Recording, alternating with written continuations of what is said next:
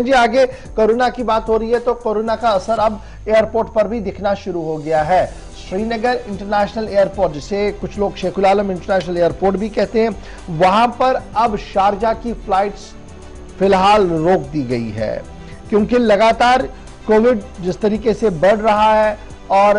Omicron के नए नए केसेस सामने आ रहा है, शारजा के लिए बराह रास्त फ्लाइट जा रही थी, उसे फिलहाल डिसकंटिन्यू कर दिया गया है, उसे रोक दिया गया है, क्योंकि पिछले 2 हफ्तों के दौरान इस परवाज के जरिए से शारजा सफर करने वाले लोग या शारजा से श्रीनगर आने वाले लोगों की तादाद बहुत कम हो गई थी, और जिसकी वजह से जो रेस्ट्रिक्शंस यूएई के अंदर लगी हैं और जिस तरीके से श्रीनगर की सूरत हाल बनी है, इसको देखते हुए फिलहाल इंतजामिया ने यह फैसला लिया कि श्रीनगर शारजा बराह रास्त फ्लाइट जो है फिलहाल रोक दी जाएगी, और जो ऑपरेटर्स है यानी जो जहाज चलाने वाला अमला है और जो मुंतजमीन है, उनके साथ सलाह मशवरे के बाद यह फैसला ले लिया गया। अब याद रखिएगा कि श्रीनगर शारजा डायरेक्ट फ्लाइट को 2 महीने दोबारा से मुकम्मल हो गए थे, क्योंकि आपको याद होगा कि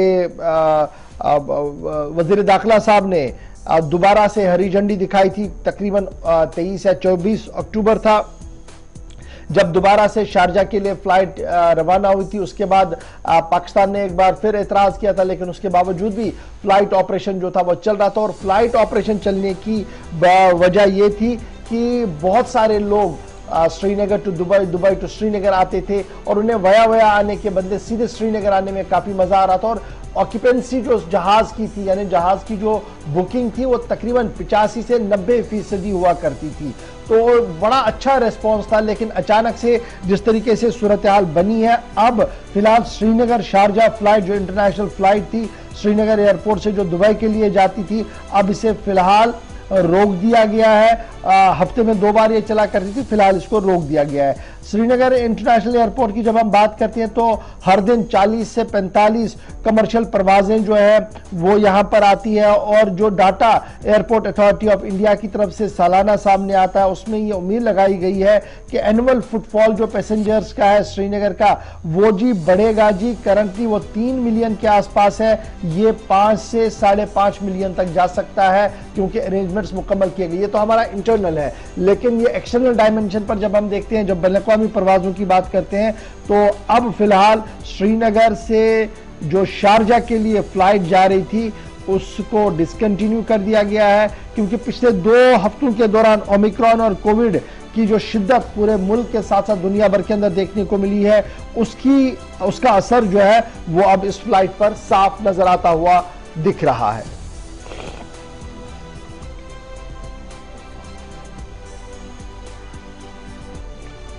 चलिए, इरफान फाजिल हमारे साथ हैं श्रीनगर से। इरफान, और क्या कुछ अपडेट्स मिल पा रही हैं? चूंकि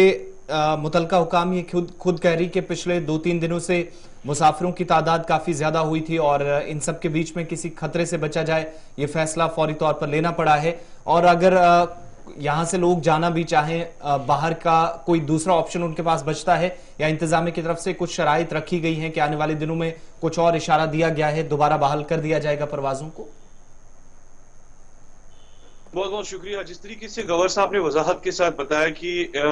खास तौर पर जो शारजा फ्लाइट्स का जो खास तौर पर जो कनेक्शन कश्मीर के साथ रहा था, और ये बेहतरीन इकदाम थे और बेहतरीन स्टेप्स लिए थे, क्योंकि मैक्सिमम पैसेंजर्स थे जो डायरेक्टली फ्लाइट से सफर करते और खुश भी थे। मगर जबकि आप देख रहे हैं कि लगातार जो कोविड के केसेस और ओमिक्रॉन के जो केसेस है जो पूरे इस वक्त अक्रॉस कंट्री दिखाई दे रहे हैं, जिसकी वजह से अब ये डिसीजन लिया गया है कि इसको रोक दिया जाए सबसे। मुझे याद है कि अगर मैं न्यू ईयर पे ही बात करूं आसिफ, तो एक जबरदस्त फुटफॉल देखने को मिला था, तकरीबन 90% की ऑक्यूपेंसी देखने को मिली थी, और इसके साथ साथ सबसे बड़ी बात यह कि 5000 के करीब पैसेंजर्स थे जो आ जा रहे थे। खास तौर पर जो ऑपरेशनल सर्विसेज की अगर मैं बात करूं, डिस्पाइट ऑड फ्लाइट्स थी, उसमें एक पॉपुलैरिटी गेन की थी ट्रेड ने भी, क्योंकि ऐसा नहीं है कि खाली आप